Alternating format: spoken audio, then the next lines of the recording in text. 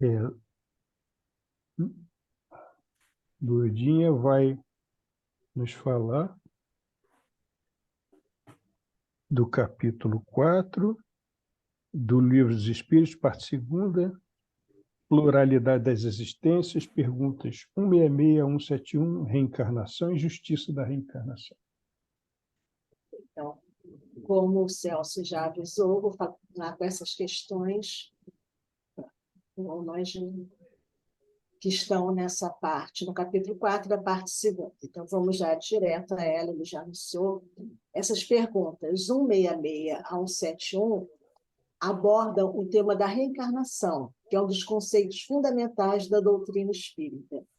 Nesse trecho do livro, Kardec explora mais profundamente a ideia de que os espíritos reencarnam em corpos humanos múltiplas vezes, como parte de um processo contínuo de aprendizado e evolução espiritual. Através de múltiplas encarnações, os espíritos têm a oportunidade de superar suas limitações, desenvolver virtudes e alcançar a evolução moral, aproximando-se gradativamente da perfeição espiritual. Então, vamos ver as perguntas, depois a gente comenta um pouco mais. Aqui, então, a primeira delas, a 166. Como pode a alma, que não alcançou a perfeição durante a vida corpórea, acabar de depurar-se? Resposta: sofrendo a prova de uma nova existência. E como se realiza essa nova existência? Será pela sua transformação como espírito? Depurando-se, a alma, indubitavelmente, experimenta uma transformação, mas, para isso, necessária lhe é a prova da vida corporal. Então, quer dizer, essa pergunta, porque as pessoas, pelo menos o que começa a questionar, tá, por que não pode só ficar no mundo espiritual? Você não pode estudar no mundo espiritual? Sim, se pode, se estuda. Só que é importante, no nosso estado ainda, a gente vir depois para colocar em prática aquilo que a gente estudou numa experiência na vida corporal. Porque é só aí que a gente vai saber se a gente realmente conseguiu incorporar esses conceitos, esse aprendizado que a gente viu no mundo espiritual. A alma passa, então, por muitas existências corporais? Sim, todos contamos muitas existências.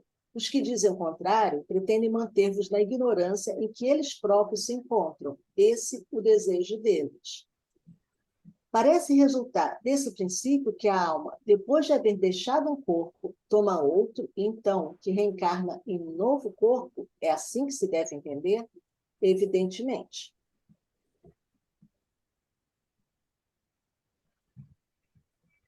Na 167, pergunta: qual o objetivo da reencarnação? Expiação, melhoramento progressivo da humanidade. Sem isso, onde a justiça? A gente vai depois abrir mais esse conceito e trabalhar melhor. Tá? Então, a ideia de que do melhoramento progressivo, que a gente já estava falando, que é quando consegue colocar os aprendizados em prática, e expiação associada a esse conceito de justiça, né? Porque onde estaria a justiça divina se a gente já não tivesse como reparar alguns danos que a gente causou a outros, tudo. Então, não como castigo, mas sim como oportunidade de progresso. Aquilo lá está curioso. 68. É limitado o número das existências corporais ou o espírito reencarna perpetuamente? A cada nova existência, o espírito dá um passo para diante, nascendo do progresso. Desde que se ache limpo de todas as impurezas, não tem mais necessidade das provas da vida corporal. Então, a gente reencarna várias vezes? Sim. Quantas? Aí vai depender do tempo de aprendizado de cada um. Mas há um momento que a gente não precisa mais reencarnar? Sim. Esse momento, quando a gente atinge já um estado de espírito puro, a gente já não tem mais essa necessidade. Mas quantas existências? Muitas, muitas, e que a gente tem nem condição atualmente assim, de avaliar quantas encarnações a gente já pode ter tido e quantas vai ter. Mas a certeza é que, em algum momento, a gente chega lá. mais rápido ou mais devagar, aí depende do quê? De cada um de nós. O que fica sendo o espírito depois da sua última encarnação? Espírito bem-aventurado, espírito puro.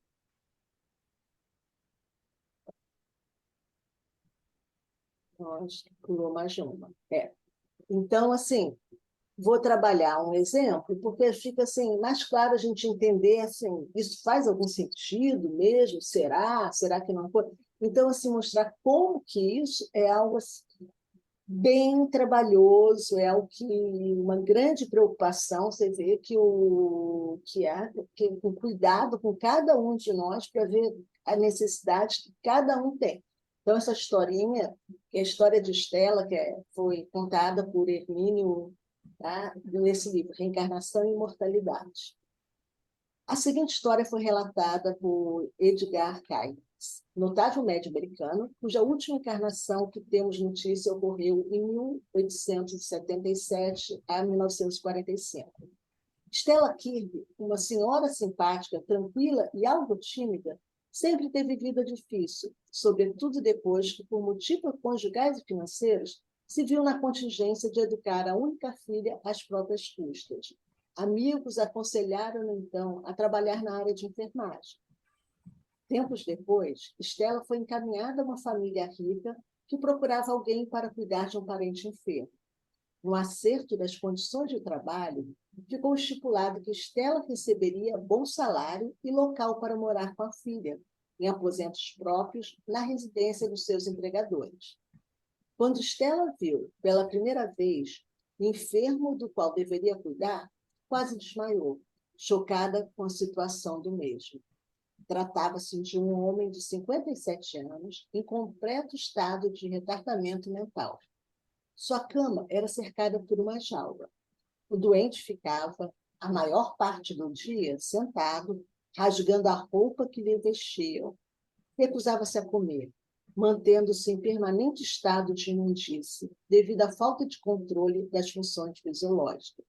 O olhar era vago, perdido em si mesmo. A inexpressividade, ao falar, indicava que não tinha a menor consciência do que ocorria à sua volta. Tomada de coragem, Stella entrou na jaula para cuidar do paciente, mas, devido às condições reinantes, passou tão mal que teve de correr ao banheiro, por não poder controlar as náuseas. Presa de angustiante sentimento de desânimo, imaginou que a tarefa poderia ser superior às suas forças. Entretanto, ao buscar auxílio junto aos benfeitores espirituais, por intermédio de um médium da mediunidade de Edgar Cayce, esses esclareceram que já 2 vezes no passado os caminhos de Stella e daquele homem se haviam cruzado.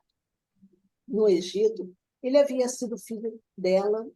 O asco que ora sentia por ele, no entanto, provinha de uma existência no Oriente Médio, no qual ele fora um rico filantropo que, no entanto, levava uma vida de devassidão, numa espécie de harém onde praticava abusos de toda sorte. Stella fora, então, uma das infelizes que tinham de se submeter aos seus caprichos. O reencontro de ambos, na presente reencarnação, visava o perdão mútuo, reajustando perante a lei de Deus. Stella também, esclarecida por Cayce, que se soubesse, foi esclarecida que, se soubesse agir com afeto, o doente responderia aos seus cuidados. Cabia-lhe, então, aprender a amar o enfermo, disposta a reparar o passado desditoso. Abandoná-lo não seria a solução, porque a ligação entre os dois continuaria em suspenso, a invadir os domínios de futuras existências. Stella jamais ouvira falar de reencarnação. Cayce lhe disse ainda que, numa outra existência na Palestina, ela cuidara de crianças defeituosas e que, portanto, estava habilitada ao trabalho junto ao paciente. Ela voltou à tarefa com nova carga de coragem e a nova compreensão dos seus problemas. Para encurtar a história, o pobre homem, de fato, respondeu ao tratamento carinhoso de Stella, começou a alimentar-se espontaneamente, a conservar-se limpo e vestido. Com olhar pacificado, ele seguia Stella, sem perdê-la de vista um minuto. Então, olha aqui, quanta coisa a gente vê nessa história. A gente vê, assim, esse preparo se deu pelo menos 3 encarnações antes dessa atual preparando, né? Que eles estiveram juntos, e a outra em que ela foi preparada, né, a Palestina, para conseguir estar habilitada para isso. Vê que existiu uma encarnação, um amor, em que ele foi filho, então ela tinha esse resgatar esse amor nesse tempo. E teve a outra em que ela sofreu abusos por parte dele, em que então aí teve um sentimento negativo disso. Aí mostrando que, diante de tudo isso, ela tinha escolha? Tinha. Olha o livre-arbítrio. Ela podia abandonar esse enfermo, dizer que não aceitava esse trabalho, seguir em frente. Só que essa questão aí não ia ser resolvida. Ela, em alguma outra encarnação, para ajustar esse perdão mútuo, eles teriam que continuar voltando juntos e tentar trabalhar isso. Só que ela resolveu, como ela foi orientada, ela entendeu a situação, resolveu tratá-lo com amor. E olha como assim, que só o amor consegue resgatar, né? Quando essa questão da gente dar outra face, a gente não pagar na mesma moeda, quer dizer, assim, a gente não querer vingança, né? Ódio responder com ódio, um ataque com outro ataque. Não, responder com amor, como que isso consegue trabalhar todo esse resgate. Então, como que ela, ao conseguir começar a olhar com carinho para esse enfermo, ele correspondeu e conseguiu, então, fazer ser útil, dar sentido a essa encarnação para esse resgate. Agora, olha quanta coisa que fica envolvida, né? Quantas histórias que vão aí. É que a gente não tem conhecimento de tudo, né, que a gente acontece, do porquê da tudo. Nessa época, o Chico também recebia muitas pessoas que ele conseguia dar esse conforto de receber essas informações da história. Agora, nesse momento atual, para a gente tem assim, que estudar e ter a nossa fé, de acreditar que sim, que tem um sentido, mas a gente vem com esquecimento, vem coisa que a gente, assim, fazer uso do seu livre-arbítrio para escolher o melhor, mas a gente não vai esperar que venha alguém nos contar a historinha, não, para que a gente saiba, entenda, né? Seria bom, mas que não é assim. A gente vê em muitos romances que acontece como aí assim, que vem mentores ou vem numa reunião mediúnica, vem toda a explicação. Só que isso não é mais algo assim comum nos dias de hoje.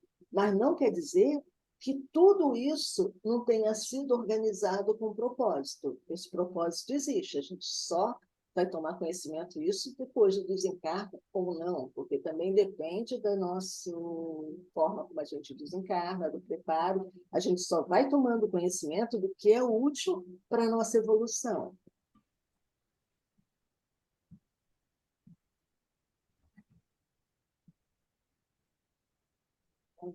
Está passando aqui, mas não está passando. Um minuto que eu não sei o que, deu uma certa travadinha aqui que não está passando.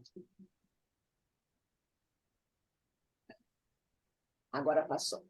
Então, eu peguei da internet, né, esse quadro que resume isso. Na vida espiritual existem espíritos puros, bons espíritos e espíritos imperfeitos. Aí a escala, o resumo da escala espírita, né, que a gente divide nessas 3 classes, de uma forma mais assim, didática, para a gente ter alguma ideia. Então, como a gente falou, os espíritos puros já não têm essa necessidade de reencarnar. Agora, espíritos bons e espíritos imperfeitos, sim, tem a necessidade de melhoria, que se dá com a reencarnação. Então, quando a gente reencarna, voltamos à vida material, cada vez um corpo diferente. E aí, uma história de vida naquele momento diferente, que se liga, como a gente viu, assim, com outras, com algum objetivo desse aperfeiçoamento. E aí, no nosso desencarne, a gente volta, retorna à vida espiritual. E a gente aí não retrograda na ideia do espiritismo, e que a gente pode não aproveitar devidamente essa vida, então que a gente estaria, assim, teria perdido o tempo dessa encarnação, a gente não aproveitar, mas que a gente não negride aqueles conhecimentos, aquele aperfeiçoamento que a gente já adquiriu, a gente mantém. E a gente aí pode aproveitar uma reencarnação, como naquela história que ela viu que conseguiu ter sucesso, conseguiu prestar o atendimento para o qual ela veio, conseguiu fazer o resgate dessa relação, né, do esse perdão mútuo. Mas aí cabe as escolhas de cada um. Então, basicamente, é isso. Agora, você não pula, já explorou. Vamos lá. Então, vamos explorar alguns pontos-chave dessas questões. Então, o que a gente vê nessas questões? Esse ciclo evolutivo. E, segundo a doutrina espírita, a vida não se resume a uma única existência fraterna. Isso é um consolo? É, porque a gente vê como ainda somos imperfeitos. Então, como que se fosse depender da gente, fazer tudo numa encarnação só, a gente não ia dar conta. Às vezes a gente não consegue fazer uma tarefa que a gente veio para fazer, que dirá chegar a sermos espíritos puros em uma encarnação. Não dá. Então, a gente tem essa oportunidade de ir avançando passo a passo, né?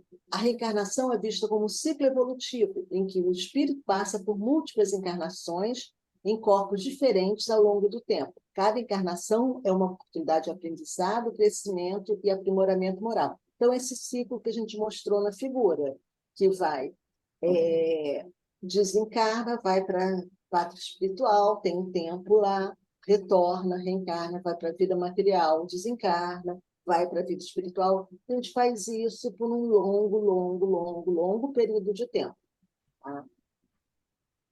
Aprendizado e progresso. A reencarnação é considerada uma escola para o espírito. Através de diferentes experiências e situações de vida, o espírito tem a chance de adquirir novos conhecimentos, desenvolver habilidades e trabalhar em suas imperfeições.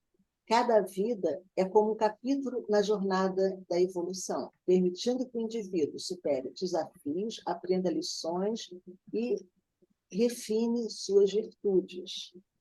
Então, a gente tem sempre pontos já positivos. A gente vem que a gente vai contar com isso para ajudar a gente a cumprir as tarefas que a gente tem, nossas lições, para nossos aprendizados. Mas a gente tem sempre também desafios que são nossas dificuldades, que a gente ainda não conseguiu resolver, que a gente ainda não conseguiu aprender. Então, a gente tem que ter, assim, buscar o quê? Um autoconhecimento para trabalhar, saber quais são meus pontos fortes e quais são meus pontos fracos. Então, o que vai me ajudar a trabalhar esses pontos fracos? Com que ferramentas eu posso dispor nesse trabalho? Justiça e equidade. A reencarnação também está ligada ao conceito de justiça divina. Ela oferece a oportunidade de cada espírito enfrentar as consequências de suas ações passadas e reparar erros cometidos. Nesse sentido, a vida não é vista como uma série de eventos aleatórios, mas como uma progressão contínua em que cada um colhe o que semeou em existências anteriores.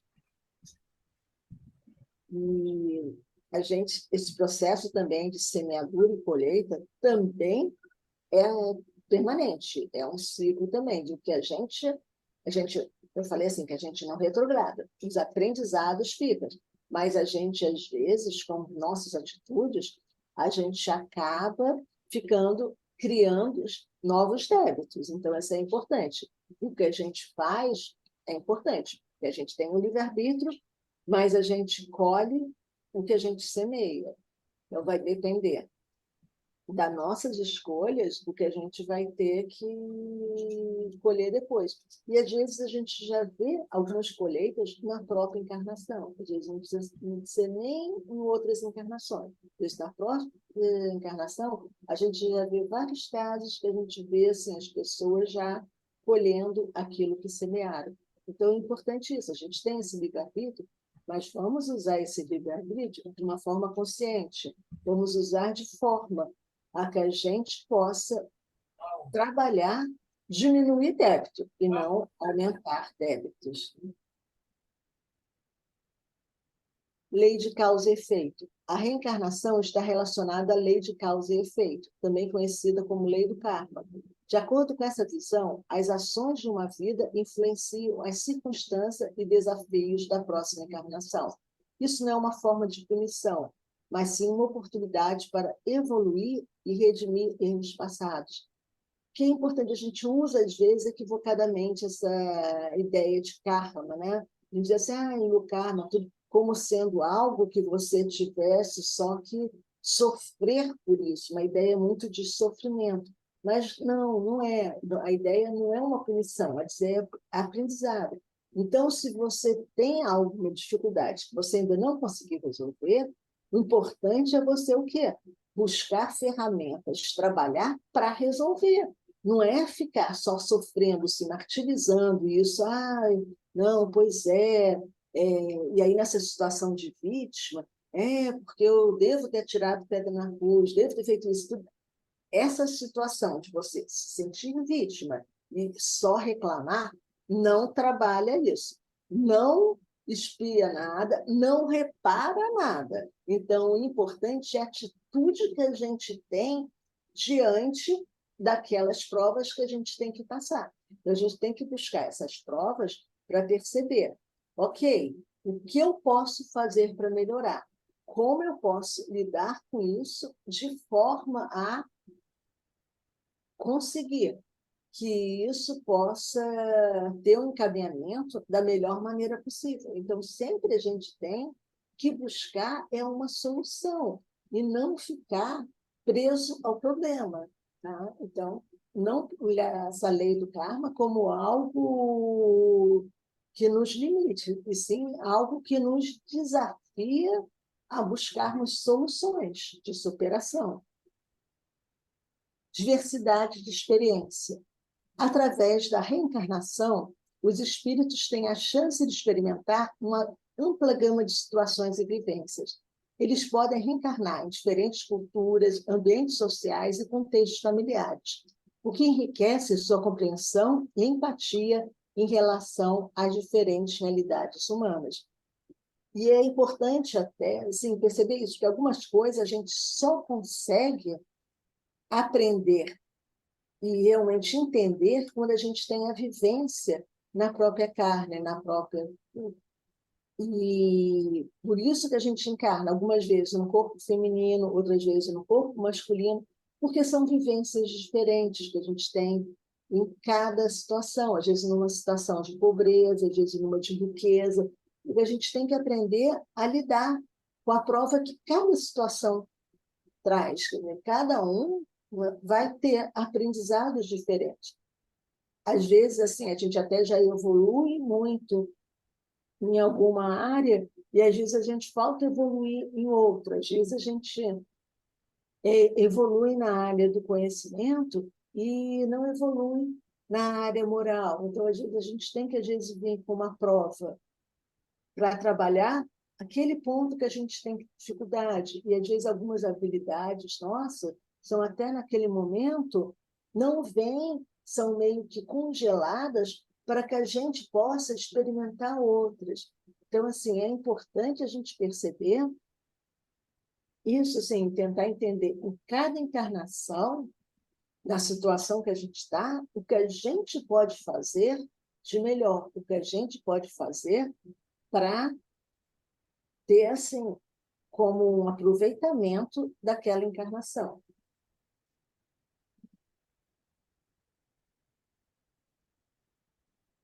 Isso pulou duas? Pulou, né? Deixa eu ver, a gente estava nessa. Diversidade, experiência, isso. Autoconhecimento e transformação. A reencarnação oferece a oportunidade de autodescoberta contínua. À medida que o espírito vivencia diversas personalidades, enfrenta desafios variados e experimenta diferentes papéis sociais. Ele desenvolve um entendimento mais profundo de si mesmo e de suas necessidades de crescimento. E nessa parte da busca, porque às vezes a gente vem, como a gente vem, né? Sem a memória, para que a gente não se sinta preso à encarnação anterior. E como a gente não tem esses médios que em algumas épocas davam para a gente toda a historinha para ajudar, a gente tem que buscar, olhando para dentro da gente mesmo, tentar entender qual é o meu papel atualmente, o que eu posso estar precisando desenvolver, o que eu tenho de habilidade para você voltar o olhar para dentro, em vez de olhar muito para o exterior, a gente às vezes tem que se olhar, se conhecer. Nisso que tem toda uma importância de a gente trabalhar meditação, trabalhar, às vezes, até uma terapia, uma coisa que busca o quê? Esse aprofundamento nesse conhecimento da gente, para que a gente possa, com todo esse conhecimento, entender melhor o que podemos fazer para melhorar. Então, em resumo, a reencarnação é uma peça central da filosofia espírita, com profundas implicações para a compreensão da natureza humana, da justiça divina e do propósito da vida.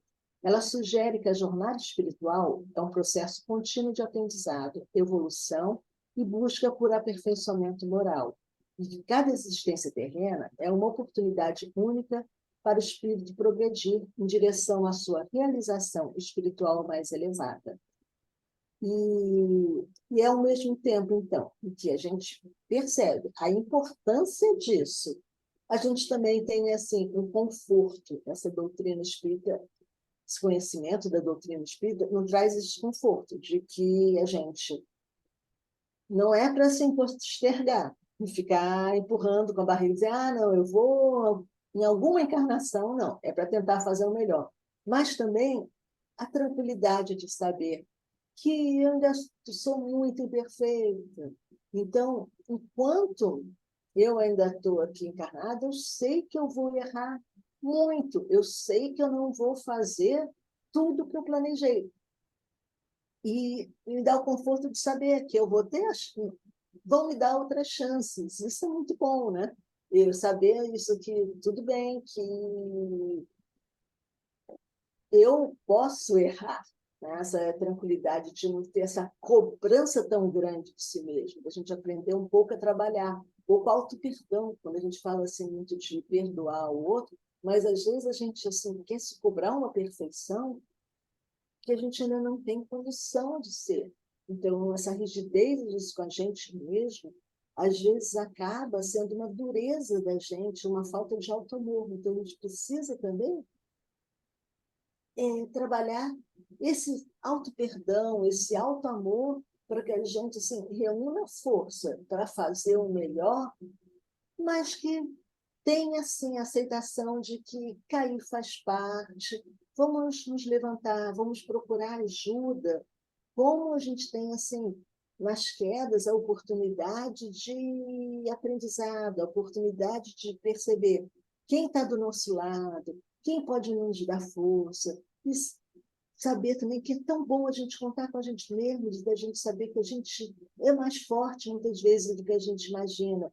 Então, da gente saber que a gente vai se levantar e aí usar elementos como a prece, gente, a força da prece, né? A força que essa prece nos dá. Então, buscar a prece, buscar esse apoio tanto espiritual como um apoio, digo assim, de uma terapia, se precisa, um apoio de amigos também, um apoio nessa... Como que a parte de você saber que não está só faz uma grande diferença na sua saúde, né? E a gente perceber isso, que a saúde tem múltiplas facetas. A saúde não é só a saúde física está ligada à sua saúde psicológica, né, emocional, à sua saúde mental, à sua saúde espiritual. Então, é esse conjunto que a gente tem que trabalhar. Então, a gente tem que trabalhar sempre nessa busca de luz, de deixar brilhar. A Joana de Ângelo tem uma palavra que ela usa muito, né? Fazer o sol íntimo, que eu acho lindo, a gente buscar esse sol interior para deixar nossa luz brilhar. Então, é com essas palavras assim que eu me despeço, assim, que a gente aprenda a buscar esse sol íntimo, para sermos cada dia melhores. Muita paz.